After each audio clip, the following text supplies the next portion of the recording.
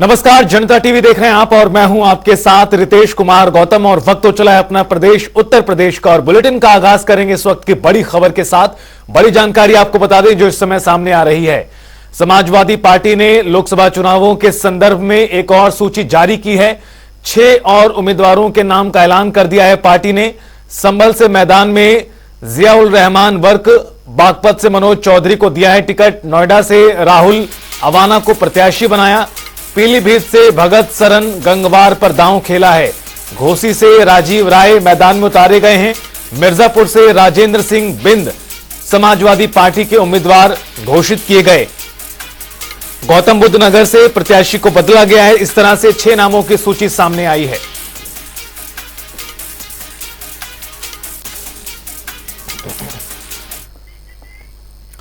तो जहां एक तरफ समाजवादी पार्टी लगातार अपने प्रत्याशियों का ऐलान कर रही है, तो वहीं दूसरी तरफ कांग्रेस पार्टी भी प्रत्याशियों के नाम को लेकर आज मंथन करती नजर आएगी। आज दिल्ली में यूपी की सीटों को लेकर मंथन होगा। आज दिल्ली में यूपी की सीटों को लेकर बैठक होगी। इंडिया अलायंस के तहत कांग्रेस पार्टी के खाते में 17 सीटें आई हैं उत्तर प्रदेश में और माना जा रहा है कि एक ही चरण में 17 सीटों पर कांग्रेस पार्टी सूची के जरिए नामों का ऐलान कर देगी। दरअसल केंद्रीय चुनाव समिति की 2 दिवसीय बैठक दिल्ली में हो रही है, जहां कल भी मंथन किया गया और आज भी मंथन किया जाएगा। यूपी में कांग्रेस के हिस्से में 17 सीटें आई हैं। प्रत्याशियों की आज कांग्रेस पार्टी घोषणा भी कर सकती है, लेकिन सभी की निगाहें इस बात पर टिकी हुई हैं कि रायबरेली या फिर अमेठी, इन 2 महत्वपूर्ण सीटों पर किसे उम्मीदवार बनाया जाता है। और साथ ही साथ कांग्रेस पार्टी के हिस्से जो सीटें आई हैं उसमें कौन कौन से उम्मीदवार उतारे जा सकते हैं। अलग अलग पार्टियों के नेता भी कांग्रेस में हालिया दिनों में शामिल हुए हैं।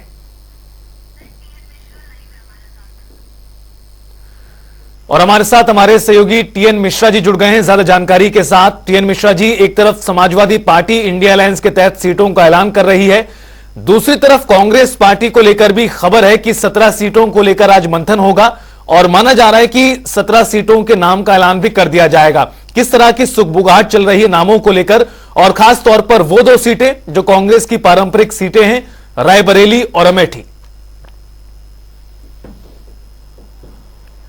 देखिए रितेश, लगातार कांग्रेस अपनी सीटों को लेकर के मंथन कर रही है कि देखिए सपा ने तो बहुत पहले जो है पिछले महीने 17 सीटें इनको दे दी थी और तब से ही कांग्रेस लगातार विचार विमर्श कर रही। तब कई बैठकें हो चुकी हैं जिसमें प्रदेश अध्यक्ष अजय राय और यूपी प्रभारी अविनाश पांडे शामिल हुए और आज जो बैठक है इसमें माना जा रहा है कि काफ़ी कुछ जो है नतीजा निकलेगा और जो प्रमुख सीटें उन पर नाम सामने आ जाएंगे। जहाँ तक कांग्रेसियों की बात, तो यूपी में कांग्रेस अमेठी से जो राहुल को लड़ाना चाहती है और लगातार चाहती है राहुल और प्रियंका अगर रायबरेली लड़ती हैं सोनिया गांधी की जगह पर और राहुल अगर जो है अमेठी लड़ते हैं तो यूपी में कांग्रेस का थोड़ा माहौल बनेगा और उम्मीद है कि थोड़ी और सीटें भी निकल जाएंगी, क्योंकि कांग्रेस के सामने अब कोई विकल्प नहीं है। 17 सीटें पूरी 80 में 17 मिली हुई हैं। अखिलेश यादव धड़ाधड़ सूची जारी करते जा रहे हैं। कांग्रेस अभी कोई नाम नहीं पे, कांग्रेस ने भी उम्मीद की है कि कांग्रेस जल्द ही अपने नाम जो घोषित कर दे कि ताकि चुनाव में जो है इंडिया गठबंधन मिलकर एक दूसरे का प्रचार कर सके और उनको जिताने के लिए एक समीकरण बना सके, क्योंकि सारी स्थितियाँ हैं। कल भी जो है सीपी राय के प्रवक्ता है, उन्होंने बताया था कि आज जो है कोई सूची, पहली सूची आ जाएगी, लेकिन एक बार में सारी सूची आने की उम्मीद नहीं की जा रही है। लेकिन उनका यह था कि एक पहली सूची जरूर आ जाएगी जिसमें प्रमुख सीटें शामिल होंगी। तो अगर ये सूची आज आ जाती है तो थोड़ा इंडिया गठबंधन लिए राहत की सांस होगी, क्योंकि इस पर सभी की निगाहें लगी हुई है। जी रितेश। बिल्कुल टीएन मिश्रा जी, देखना होगा कि किस तरह से कांग्रेस पार्टी अपनी सूची को जारी करती है, कितने नाम सामने आते हैं पहली सूची के तहत। आपका बहुत शुक्रिया इस पूरी जानकारी के लिए।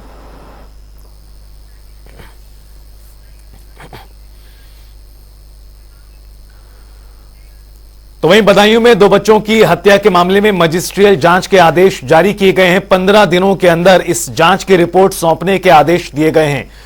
बदायूं में नृशंस तरीके से 2 बच्चों की हत्या कर दी गई थी और इस मामले को लेकर लोगों में बहुत ज्यादा आक्रोश लगातार बना हुआ है और घटना को लेकर मजिस्ट्रियल जांच के आदेश दिए गए हैं। 15 दिनों में जांच रिपोर्ट सौंपी जाएगी।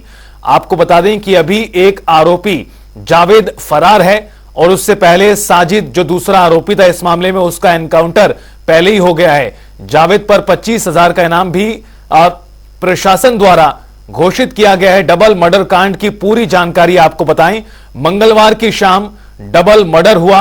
पूरे न सिर्फ इलाके में बल्कि पूरे प्रदेश में सनसनी फैल गई।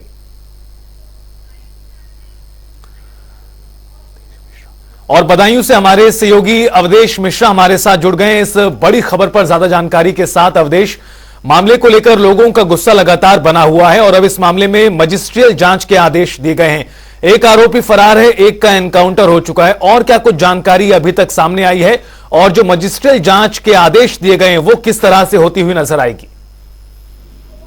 जी बिल्कुल, आपको बता दें जो डबल मर्डर हुआ है उसमें एक आरोपी जो है जावेद, वो अभी तक फरार है, वो पुलिस की गिरफ्त से दूर है। पुलिस ने अभी तक उसको गिरफ्तार नहीं कर पाया है।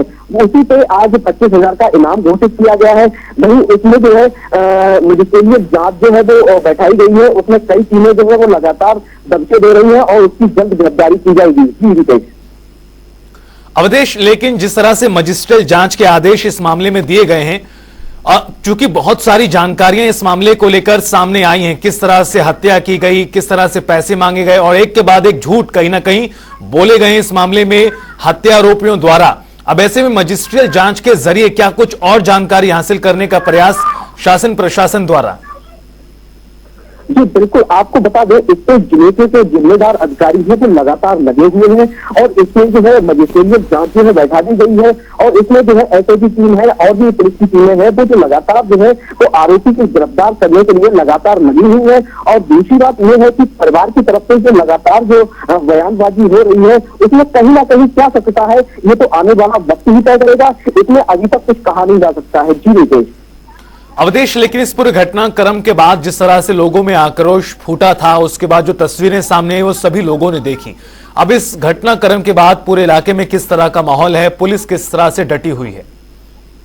जी बिल्कुल, आपको बता दें इस मामले में आग जमी तक हुई थी, लाठीचार्ज भी हुआ था, लेकिन अब जो है वो मामला प्रशासन ने कहीं ना कहीं तक जो है उससे काबू पा लिया है और माहौल जो है वो बदायूं का बिल्कुल नॉर्मल है। फिलहाल जो है कोई भी ऐसी अनहोनी होने की आशंका नहीं है जिससे कोई भी बड़ी घटना हो सके।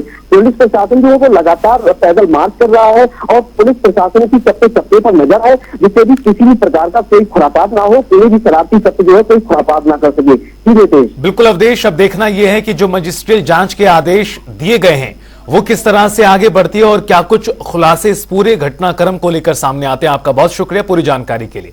उधर लोकसभा चुनाव की तारीखों का ऐलान हो चुका है। बता दें कि उत्तर प्रदेश में 7 चरणों में वोटिंग होगी, तो वहीं कुछ पार्टियां अपनी जीत के दावे भी कर रही हैं, तो कई पार्टियां जीत की उम्मीद लगा रही हैं। लेकिन जनता का मूड क्या है, देखिए।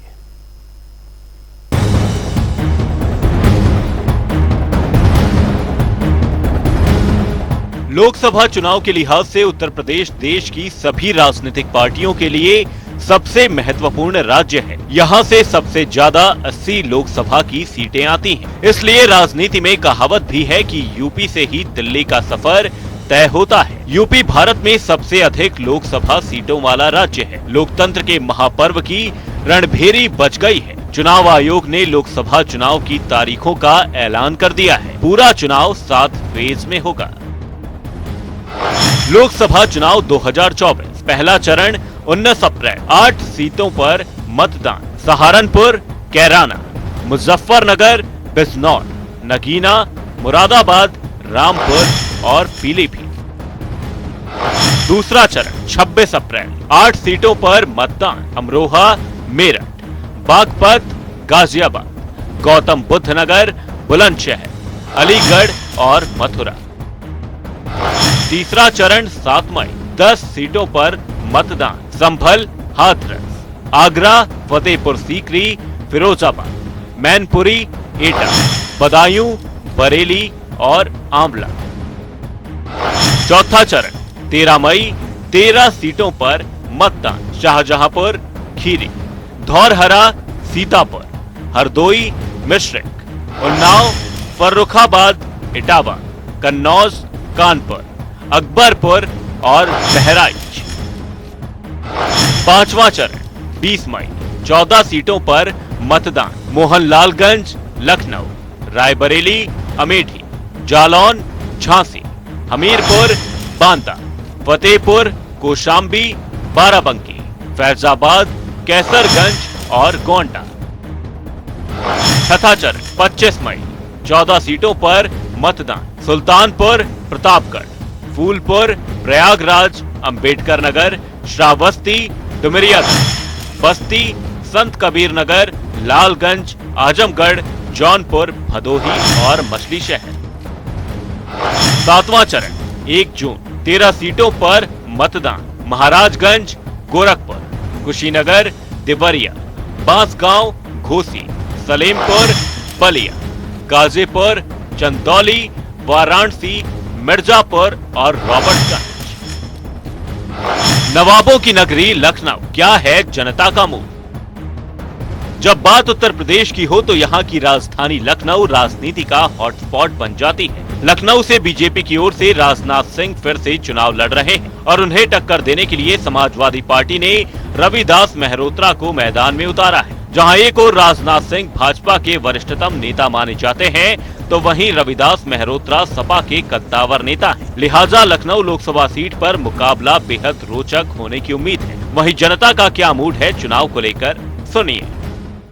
इश्यूज ये थोड़ा सा सेफ्टी का इश्यूज और थोड़ा सा महंगाई थोड़ी बढ़ गई है, पेट्रोल वगैरह, उस पर थोड़ा सा इश्यू देखना चाहिए और थोड़ा ये बेरोजगारी बढ़ रही है। इन 3 चीज़ों पे काम करना चाहिए, बाकी तो सब वेल एंड गुड चल रहा है अभी। ये इलेक्शन के इश्यूज अभी तो आप ये देखिए कि जहाँ पे इलेक्शन का मतलब क्या है कि अलग अलग पार्टी के लोग खड़े होने चाहिए, वैरायटी आपके पास रहनी चाहिए, ठीक है। यहाँ पे आप खुद देख रहे हो कि एक व्यक्ति के अगेंस्ट में सारी पार्टियां मिलकर खड़ी हुई हैं अलायंस बना करके। तो इशू तो भी आप हटाए तो साइड में पहले देखो कि कौन बंदा आता है, ठीक है। और अगर सारी पार्टी एक ही तरफ इकट्ठा हो रही किसी एक के अगेंस्ट, तो इसका मतलब या तो बंदा बहुत गलत है या वो बंदा बहुत सही है। तो जनता का ही मत बता देगा क्या होने वाला है। चुनाव जो है नरेंद्र मोदी ही जीतेंगे, बीजेपी का ही वोट होगा क्योंकि वो अच्छे कार्य कर रही है। देखिए, बहुत ही इस पर ये चुनाव में भारतीय जनता पार्टी उत्तर प्रदेश के अंदर तो 80 की 80 सीटें हम लोग जीतने वाले हैं। नरेंद्र मोदी जी एक बार फिर से देश के प्रधानमंत्री बनेंगे और लखनऊ में की जनता ने भी, कार्यकर्ताओं ने भी अपना मन बना लिया है। यहाँ पर श्री राजनाथ सिंह जी ऐतिहासिक मार्जिन से चुनाव जीतेंगे।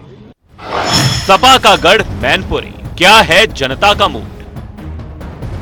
मैनपुरी लोकसभा सीट सपा का गढ़ है और इस सीट पर इस समय डिंपल यादव ही सांसद हैं। समाजवादी पार्टी ने फिर से डिंपल यादव को मैदान में उतारा है। वहीं बीजेपी ने अभी इस सीट पर अपना उम्मीदवार घोषित नहीं किया है। वहीं चुनाव के ऐलान के बाद डिंपल यादव ने कहा कि इस बार के चुनाव बहुत ही महत्वपूर्ण चुनाव हैं। साथ ही जनता का क्या मूड है, सुनाते हैं। बहुत समर्थन और प्यार मिल रहा है और मैं समझती हूँ मैनपुरी के लोगों को समाजवादी विचारधारा पे पूरा यकीन है और समाजवादी पार्टी बहुत मजबूती के साथ काम कर रही है और काम कर रही है। एक मुद्दा है महिलाओं की सुरक्षा है, वो एक मुद्दा है। किस तरह लगातार एनसीआरबी के आंकड़े बता रहे हैं कि उत्तर प्रदेश एक हैवानियत प्रदेश में तब्दील हो गया है, जहाँ महिलाओं के साथ इतना हद तक इतना बुरा हो रहा है और यह सरकार संज्ञान लेने को तैयार नहीं है। चाहे वो BHU की घटना हो, चाहे वो सफाई की घटना हो, लगातार इस तरह की घटनाओं में जहां महिलाओं को प्रताड़ित किया जा रहा है लगातार इजाफा हो रहा है और जब सरकार संज्ञान ही नहीं लेगी तो कोई एक्शन या कोई कदम कैसे उठाएगी। ऐतिहासिक ताज नगरी आगरा, क्या है जनता का मूड? ताज नगरी के नाम से मशहूर आगरा उत्तर प्रदेश में चर्चित लोकसभा सीटों में शामिल है। अगर इस सीट के इतिहास की बात करें तो एक समय में ये कांग्रेस का गढ़ हुआ करती थी, लेकिन पिछले 2 दशकों में इस सीट पर भारतीय जनता पार्टी या समाजवादी पार्टी ही जीतती रही है। इस बार के मुकाबले में किसकी जीत होगी ये तो जनता का मूड ही तय करेगा।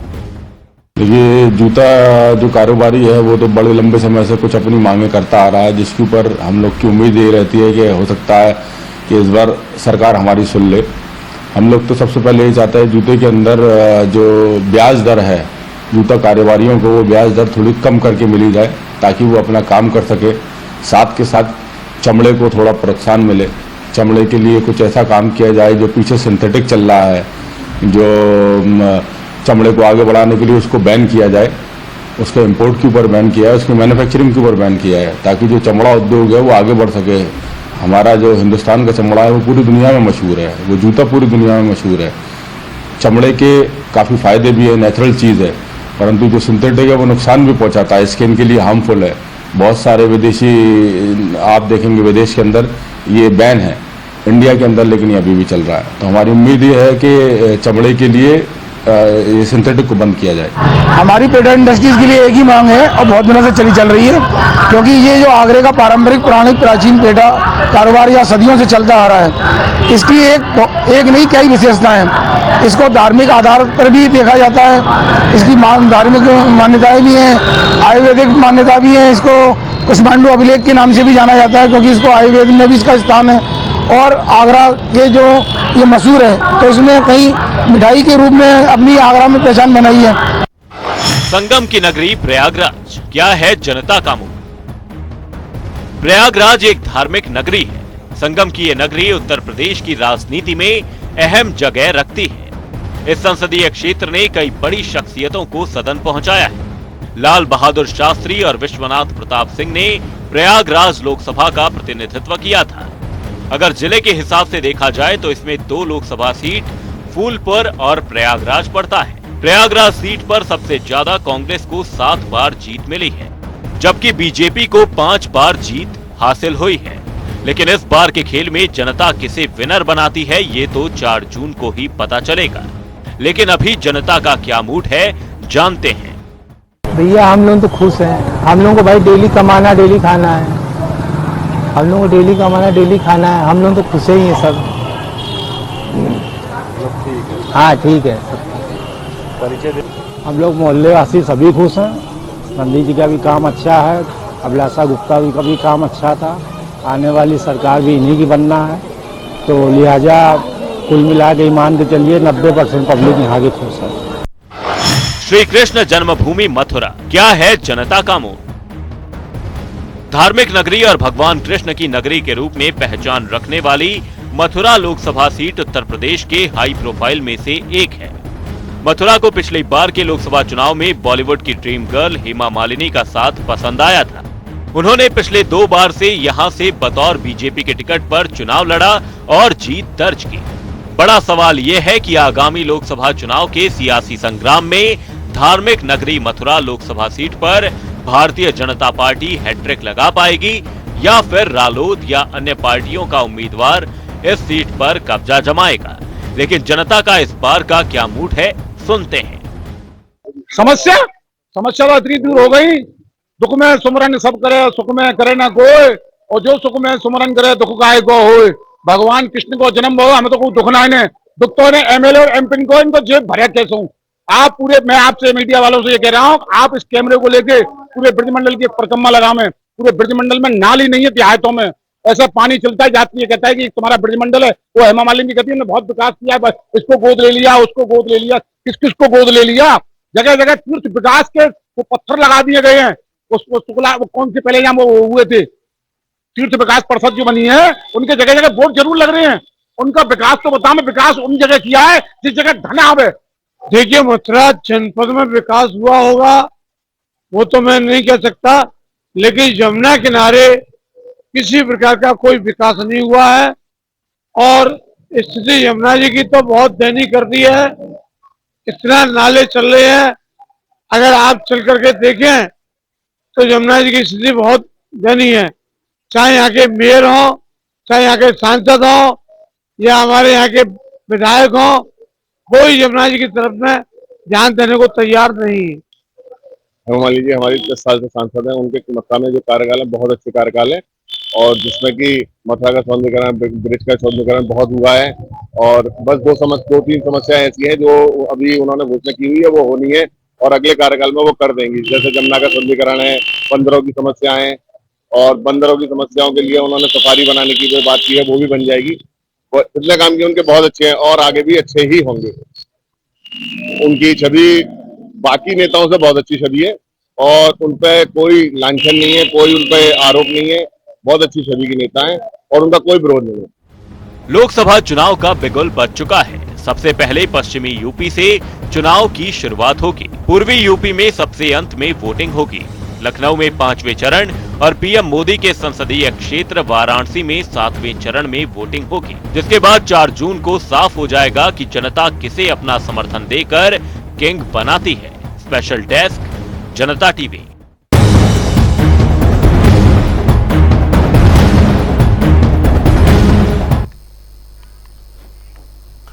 तो वहीं वाराणसी में रंगभरी एकादशी पर बाबा विश्वनाथ के धाम में श्रद्धालुओं की भीड़ बेकाबू हो गई। बता दें कि श्री काशी विश्वनाथ गली और ढूंढीराज गेट तक तिल रखने की जगह नहीं थी, मां गौरा की रजत पालकी को छूने की होड़ में भीड़ का दबाव ज्यादा हो गया, तो वहीं गेट नंबर 4 पर भीड़ पूरी तरह बेकाबू हो गई और दबाव की वजह से बैरिकेडिंग जमीन पर गिर गई। इसके बाद पुलिस ने कई श्रद्धालुओं पर हल्का बल का प्रयोग भी किया, तो वहीं कुछ वरिष्ठ पत्रकारों के साथ भी पुलिस के अधिकारियों द्वारा दुर्व्यवहार किया गया, जिसके बाद पुलिस कर्मियों के दुर्व्यवहार की शिकायत पुलिस कमिश्नर से की गई।